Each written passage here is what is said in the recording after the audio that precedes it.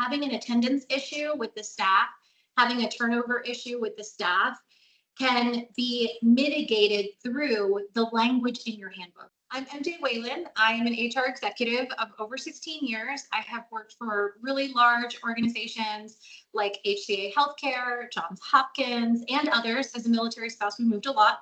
So I've had the opportunity to support a lot of organizations in the HR space as an HR leader.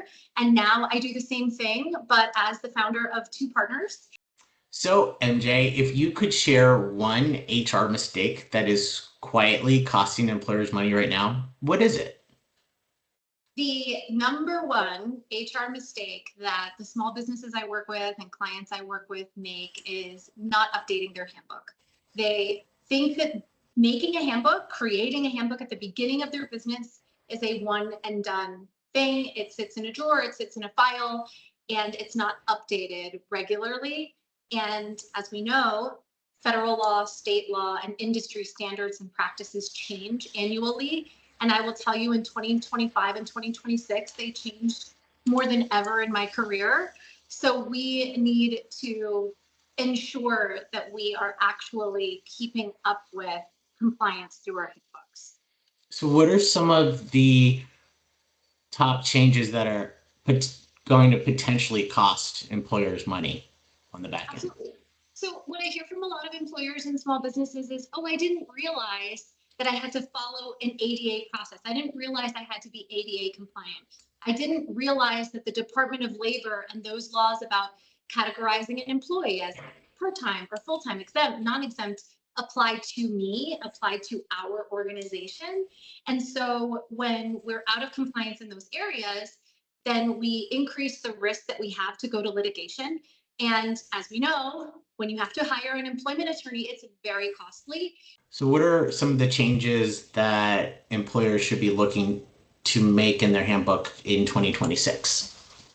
A big buzzword is AI, and a lot of organizations are using AI. So making sure that there's some kind of AI policy in place for your employees to meet confidentiality, to meet HIPAA, to meet whatever regulatory and compliance you are held to within your org. And so I would say that's one of the big ones. And just in general, the one that comes up all the time is attendance and then classification. Those two come up with almost every single client that I meet with in some form or fashion. What are some of the other costs that are associated with a out of date or a miswritten handbook? So I'll give you an example. I have a client that I'm working with right now, and they didn't realize that they had employees categorized incorrectly. So they had a group of similarly situated employees with the same title. One was exempt and the rest in the group were non-exempt. And so because they were treating that entire group of employees as non-exempt, as hourly, now they owe that employee a lot of back pay. Ooh. So that is hundreds of thousands of dollars that they have to pay out to that employee over a long period of time because that employee has tenure that they didn't realize, and it was not their intention. So we're making it right, but it still has that sticker shock of we didn't realize, and now we have to pay this out to make it right. That can be painful. So what does a handbook audit look like when you get started with an employer? Absolutely. So when we first meet, we talk about your pain points. Do you have turnover issues? Do you have attendance issues? What are the issues that you face within your organization? And then we look specifically at the policies that you have in place. Along with that comes the overall audit of what state are you in, what industry are you in, and what federal regulations have changed since you last updated your handbook to ensure you're compliant at each level. How often do you find gaps in handbooks? Is it like every time the question is, are there 2 or are there 20? Are there more than that?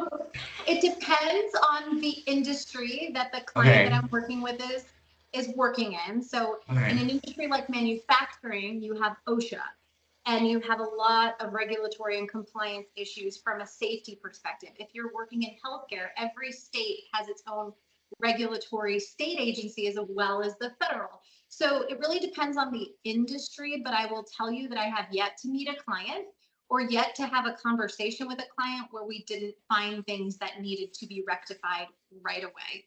Employers that have a higher number of employees, they have to follow a stricter guidelines. The threshold is higher, and the way employees need to be treated needs to be with less variability. Because that's what it really boils down to, right? Like when they're going to sit down with an employee and they're going to have a difficult conversation, if they don't have a framework to go, okay, Bob, okay, Susie, this is the issue, this is where it's a problem, then you have nothing to fall back on. It's like it's the everything to Right. your organization in terms of mitigating risk.